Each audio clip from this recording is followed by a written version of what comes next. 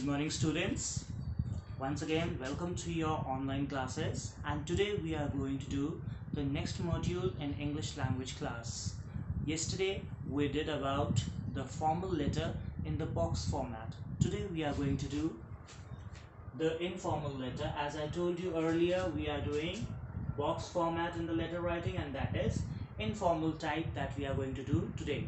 Now when we are doing this informal type, you can say the main entries, as I told you yesterday, when you are supposed to do a formal letter, whenever you are supposed to do a letter in your exams, always keep in mind those things you have to do where you can score more marks. Keeping that in mind, don't just go for anything that you think will be more scoring, but think of that what you are capable of writing, what you think is the easiest topic, the content.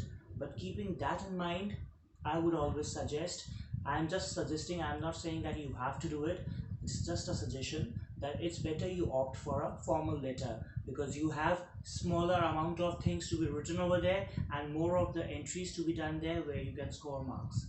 Yet if you think that the informal letter will be an easier topic for you to do and you have lesser entries to write, and moreover you can focus on the content of the letter, the expression of the letter, then it is very well your choice. You can go for the informal letter, and that is why we are going to do informal letter today, so that your options are not blocked. You have both the options at hand. You can even do your formal letter, you can even do your informal letter.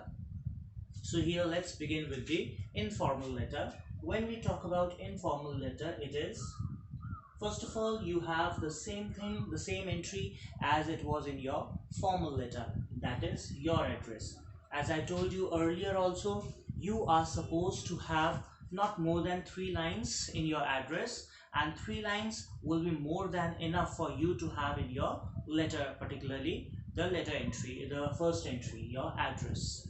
So you will just write particular lane number, street number, house number or block number. Then you can put a comma over there. Otherwise, do not put commas anywhere in between. So you will just write first your street or lane or house number, block number, then the colony or the locality, the near locality, and then you will write the city town area, and you are done with your address. You don't have to fiddle around about more of the things. You can just write these 3 things and your address is over. Next, as I told you yesterday also, it is better for you that after each entry you can leave a line, so that your entries are clear and the examiner can give you mark for each and every particular entry. So you leave a line, write the date. Again, the date has to be written in the same format as it was written in the formal letter. That means now today it is 24th of July, so you are not going to write 24.7.20. You are supposed to write in proper order, and that is the best way of writing it is 24, then you write July, July, and then you put a comma, and then you write 2020. So that is how your entry should be. After that, again you can leave a line. Now the important thing over here is, you do not have the receiver's address here. Please do not write receiver's address in your informal letter. Receiver address is one of the important entries in the formal letter, but in the informal letter they are removed, they are not required. So we do not write anywhere over here the receiver's address. Next we write salutation. In the salutation you can simply write dear, whatever your particular person is whom you are writing the letter, you can write it. Now most commonly I've seen many of the children making similar mistakes in this, and this is a general thing that usually we see every now and then. We keep on telling the students, but they tend to make similar mistakes. It's English language. You are supposed to use the things, the sentences, the words of English language. So I suggest to my students, and I'm suggesting to everyone, that when you do this particular thing, not only in letter but in all the things that you are doing in English paper, please avoid using the Hindi words or the words of other language unless and until they are not importantly required as the name or an important terminology.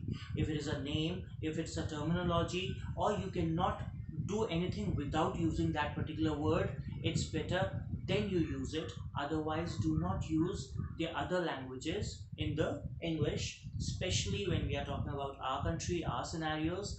Most of you start writing some or the other Hindi words because you do not get a proper word to express yourself, to give an expression for that thing that you want to mention, and you use the Hindi word for that thing. Some of you, I have come across many of the examination sheets, answer scripts in the boards also.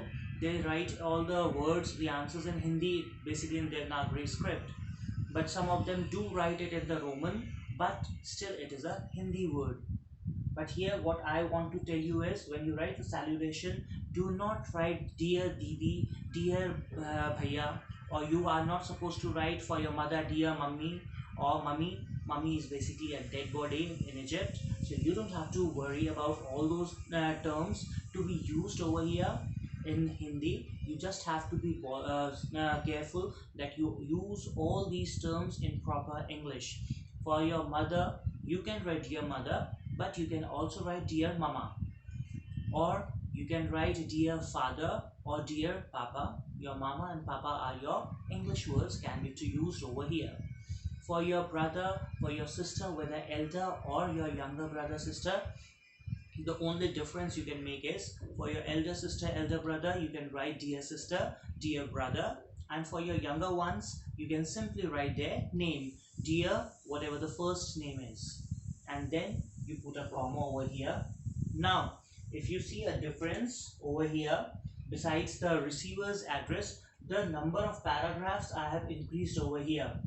Now in the formal letter, when you write a letter in the formal style, in the formal category, you usually write two paragraphs. One is basically the one telling the problem, and the second one is basically the paragraph which tells or which expresses your request, which shows your request, what you want from the person receiver in regards to that particular situation, that particular problem, or whatever you are facing. Here we might be having some particular main in the question. Obviously you will have some main particular topic that you have to tell them, ask them, or bring to their notice, whatever it is. But these are your relatives, family members, your friends, so it is not that formal. So what you can do is, your first paragraph can be a general introduction about you, them, situations around, and then in the second paragraph you can describe the entire thing that you are asked in the question to tell them, or to ask from them, or to bring to their notice. And then in the third paragraph you can simply conclude the letter by giving some future events, some information in general, or asking about something or the other, or other such things, and then you can come to the end of the letter. Now I have written over here, you can have more paragraphs if required. That means out of these three, from these three paragraphs, you can even divide the second paragraph into two parts, or the third paragraph into two parts. The ending conclusion can be divided into two parts, so your paragraphs can go on to the four paragraphs. Please, when you are given a letter, don't get so excited that it is such an easy topic. I can write paragraphs after paragraphs describing a particular scenario to my family, to my friend, that you start writing 5-6 paragraphs.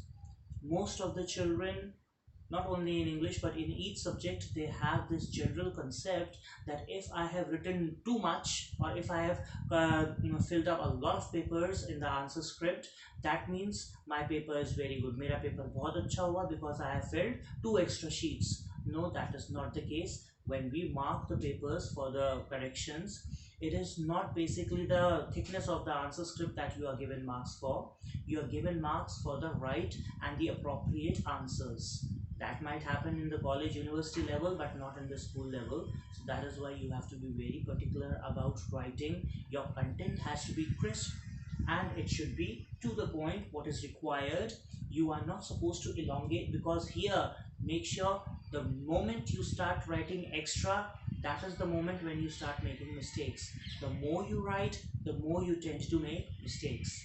Therefore be very careful about what you are writing, how much you have to write, you have to think over it again and again, and then after reviewing, write very crisp and correct sentences. So here, not going that far in the explanation, we see that we have three paragraphs to be done.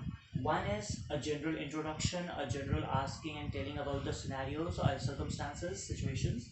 Second is basically the description of the topic that is given to you or asked you to tell them or ask for them any help or anything. And third is basically a conclusion and ending to your letter. Then you move on to the last part, and that is the last subscription is given over here as yours faithfully. Remember, I have taken it as yours faithfully for the formal also, and over here for the informal also. Reason behind, earlier also I have been telling my students, use such particular things, terms, and keep them in your mind, which you do not have to change every now and then, so that even if you write one particular thing anywhere and everywhere, you get the points. So if you write yours faithfully in this letter and in the formal letter, any particular topic you choose, you don't have to think whether we have to use sincerely, faithfully, lovingly, or obediently. You don't have to go for that many variations. Here we are not thinking about variations, we are thinking about the marks that you are going to score. So that is why it's better you use one thing, and the one thing which you use should be one which is applicable everywhere, either in the formal or you can say in the informal, all kind of things. Lastly, we have the last entry as the first name only. Remember, when you were writing the formal letter, I told you to write your full name, your first name, your surname, and below that you can write your school's name, or if you're writing to the school authorities, school principal, or someone from the school, then you are going to write about your class. But here, your father, mother, friends, they don't want your official name. You are not supposed to give them your official name. They obviously know it. What they want to know is who has written this letter, which friend of mine or which brother of mine, or so on, which relative of mine. You can simply write your first name also, and they will come to know who this fellow is. So in that case also, we should be not writing the first name, first and the surname. We are supposed to write only the first name. Now, many a times, many of my kids have asked, "Sir, can we use the nickname that is we are generally known with?" So you can use your nicknames, but rather making it funny or jokingly, it's better stick to the point that you have to score marks. So you can simply use a name, even if you are not using your own original name, a pen name you are taking. Make sure that pen name is little decent and good enough to go with your letter. You don't have to use very funny or stupid names or nicknames. So make sure you just start writing the first name of your letter. That would be more applicable. So just first name is enough. Important thing, one which I have written over here is no thanking required. When you are writing a letter informally, that means no formalities required, and that is why we consider that you don't have to put an entry over here which says thanking you in anticipation or thanking you. You can simply do without thanking and come down to the last subscription and the ending. Now here, when you're starting the paragraph, let's come to that part, because many a time I have seen children doing that thing. As I told you what you are supposed to write in the beginning in the formal letter, similarly in the informal letter also. When you write paragraph 1, you are not supposed to write the cliched lines like supposedly, "Hi, how are you? What are you doing?" Don't begin your letter with a question, and especially do not use the word hi, hi, and how are you and a question mark, because you are not supposed to have a telephonic or a live conversation. You are supposed to tell or start a letter in a very general way. You can start it with, even if you want to know about their particular, how they are, what are their well-being, you can simply state it later in the sentence. You can simply start your sentence or your paragraph as, "It has been long since I received your letter," or "It has been long since I last wrote you," or "Since I last had a word with you, I had a letter from you." Or you can write, "I received your letter yesterday and I came to know about whatever the scenarios." So in general way you can start, and then you can say, "I came to know that such and such thing happened in the place, in your place," or at home or somewhere, and I want to know, is everybody fine, how are you people, and how is your health, and whatever the thing they have written, especially during this time when it is the pandemic situation. You can have even the similar kind of startings, like I received your letter yesterday and came to know that you are taking all the precautions, you are all staying at home. I hope the situation over there is fine. How are you people dealing with the present scenario, present situation? We are stuck at home here, but still we can say that the colony or the building services are good. The authorities, the watchmen bring all the basic necessary things, things of basic amenities. So all these things you can mention over there, and that is how your first para begins. Then you can write, even this at this time such and such thing happened, and I want to tell you about that particular thing. I want to share this particular experience with you, and then you can begin with whatever the experience or whatever thing you have to write in the second paragraph. That is basically the description of the topic given to you in the question.